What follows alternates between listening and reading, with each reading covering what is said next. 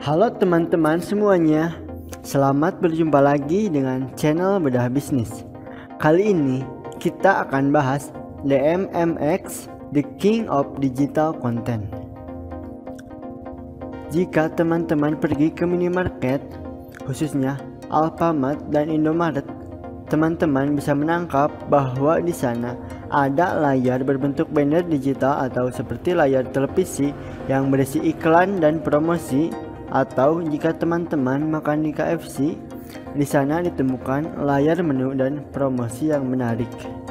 Yups, itu adalah kerjaannya DMMX. DMMX merupakan perusahaan yang bergerak dalam bidang teknologi dan ikut juga meramaikan hype saham-saham teknologi yang naik begitu kencang bersama DCII dan teman-temannya. Jika teman-teman penasaran ingin mengenal lebih jauh DMMX ini, gak perlu menunggu lama, mari kita bedah DMMX, The Kings of Digital Content. Mengenal PT Digital Media Tama Maxima atau kode sahamnya DMMX.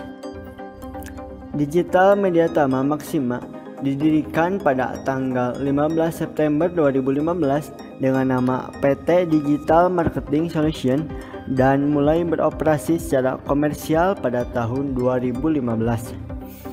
DMMX adalah perusahaan yang bergerak dalam bidang digital trade marketing dan cloud advertising exchange platform providing and yang menyediakan layanan end-to-end mulai dari manajemen konten, programmatic advertising, sampai program akuisisi penjualan.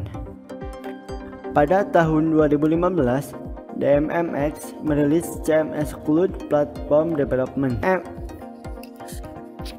CMS atau Content Management System adalah yang pertama kali DMMX garap dengan klien LG yang menggunakannya sebagai papan nama, dan DMMX merupakan pengembang web OS bersertifikat LG.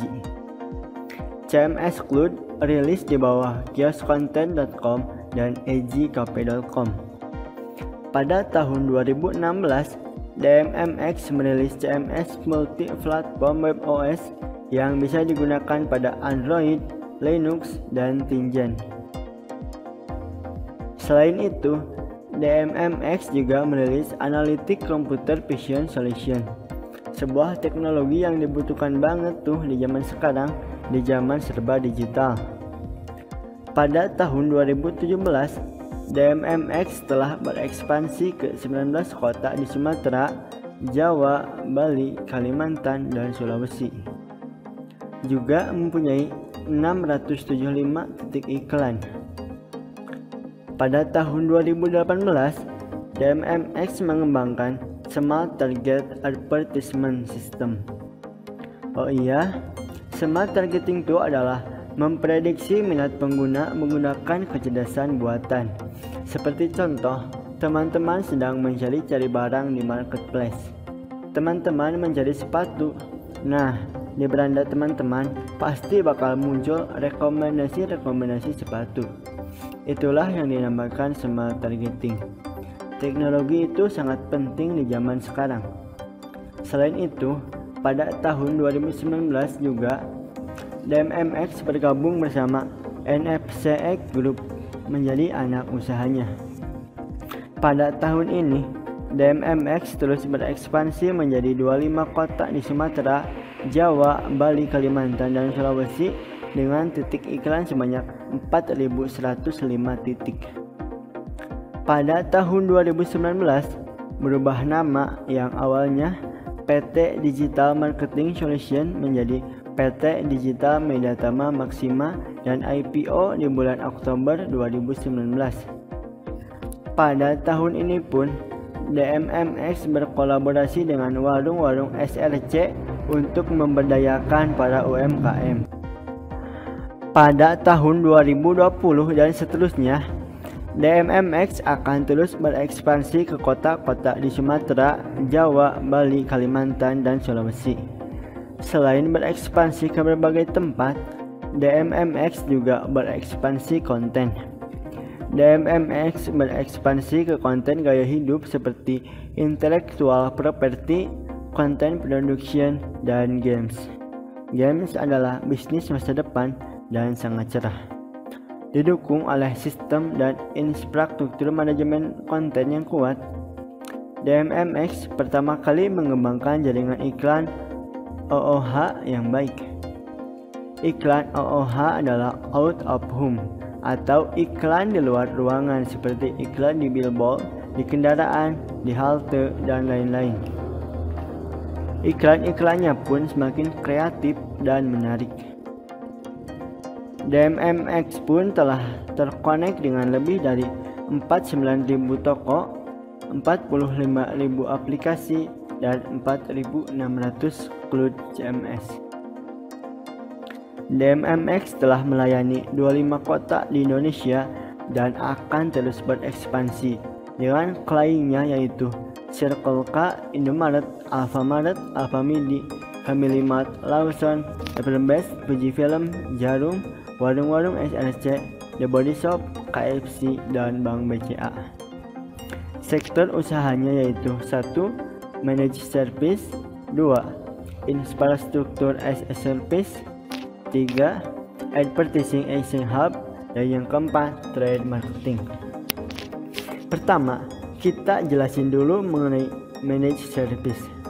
Dalam jasa Managed Service, perseroan menyediakan layanan end-to-end yang mulai dari penjualan hardware untuk pengiklanan, sistem pengoperasian, pemeliharaan infrastruktur hardware secara berkala, dan pengelolaan konten iklan. Perseroan menawarkan pengelolaan konten iklan pada fasilitas pengiklanan pelanggan, yaitu seperti iklan pada backwall, poster digital, dan signage. Bentuk iklannya seperti gambar di samping. Yang kedua ialah infrastruktur as a service. Sektor ini merupakan usaha sistem sewa pakai infrastruktur periklanan seperti kios atau signage digital, dan juga penyediaan layanan end-to-end yang mulai dari sistem operasi pengiklanan, pemeliharaan infrastruktur iklan, dan pengelolaan konten iklan. Yang menggunakan layanan ini adalah Alfamart, KFC, BCA, Dennis, dan Kimia Farma. Selanjutnya yang ketiga adalah Advertising Action Hub atau disingkat ADEX. ADEX adalah penyediaan sarana pengiklanan dengan memanfaatkan aset infrastruktur pelanggan secara maksimal. Infrastruktur di toko atau cabang pelanggan dapat digunakan untuk mengiklankan produk-produk sendiri. Sebagai contohnya adalah mengiklankan asuransi dan reksadana milik perbankan pada kantor-kantor cabangnya. Selain itu, infrastruktur di toko klien juga bisa digunakan untuk mengiklankan produk dan merek lain, baik untuk produk dari merek berskala besar maupun UMKM, di mana pemasang iklan dapat memilih titik promosi secara massal maupun parsial berdasarkan lokasi dan segmen konsumen mereka. Sebagai contoh, produk minuman bersoda diiklankan di pelanggan perseroan yaitu Indomaret, dan salon di area Serpong diiklankan hanya pada jaringan signage di minimarket area Serpong. Dengan layanan jasa ini, pelanggan memiliki insentif dan kesempatan untuk memperoleh sumber pendapatan baru melalui periklanan. Keempat yaitu Trade Marketing. Trade Marketing adalah penyediaan program pemasaran perdagangan bisnis ke bisnis, termasuk mengiklankan dan promosi pemasaran dan aktivasi penjualan. Promosi pemasaran termasuk penawaran voucher seperti voucher makanan atau voucher diskon. Kelima adalah Digital Content and Entertainment.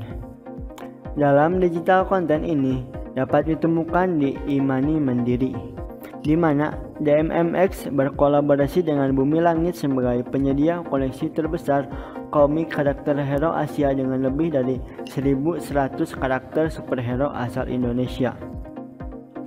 Selain itu, DMMX juga akan menggarap produksi film.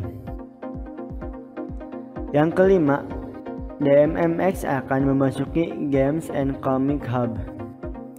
DMMX sebagai publisher game, baik game umum maupun game karakter yang bekerja sama dengan Bumi Langit.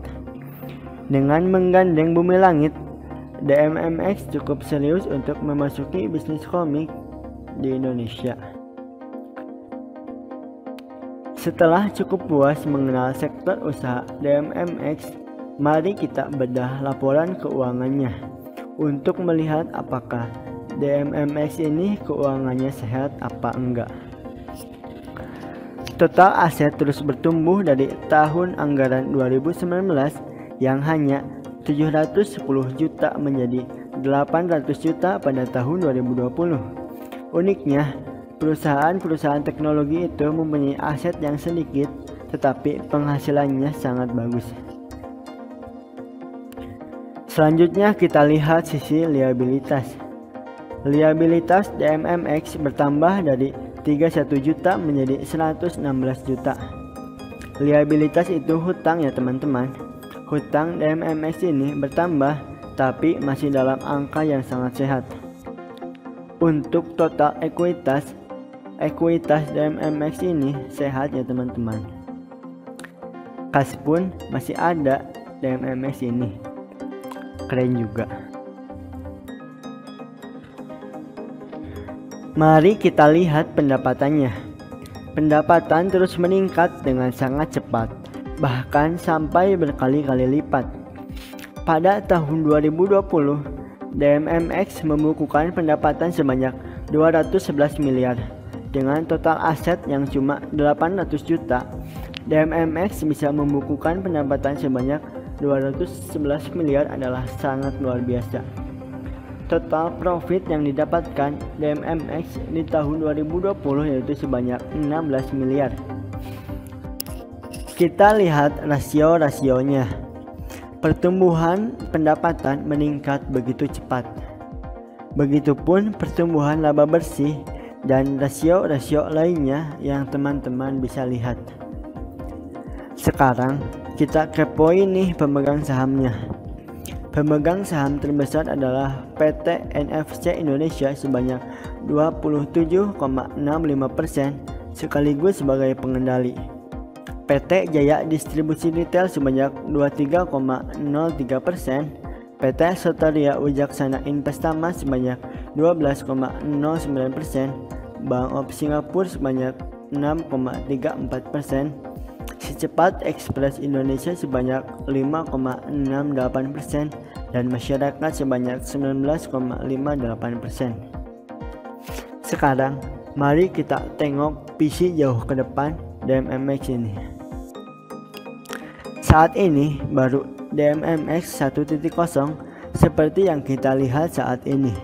Kedepannya DMMX akan bertransformasi menjadi DMMX 2.0 dan menambah sektor usahanya, menambah ke artificial intelligence lebih jauh, retail gamification, rencana dengan secepat, berkolaborasi dengan Bumi Langit dan Digirans, digital IV licensing, micro influencer marketplace, consumer engagement chatbot, consumer gaming, e-comic marketplace, dan movie production. Sekarang kita tengok juga harga saham. DMMX IPO di bulan Oktober 2019 dengan harga IPO sebesar 230 per lembarnya. Kini saat video ini dibuat, harganya ada di angka 2.400 per lembar saham. Sungguh sangat tinggi naiknya. Tapi nggak langsung naik begitu tinggi ya teman-teman. Harganya sempat sideways di bawah 600 sampai akhirnya melejit dan menciptakan harga all time high setiap harinya. Oke, demikian ulasan mengenai saham DMMX dan bukan merupakan rekomendasi beli atau jual. Ingat, do your own research and do with your own risk. Sampai jumpa kembali dan sukses untuk kita semua.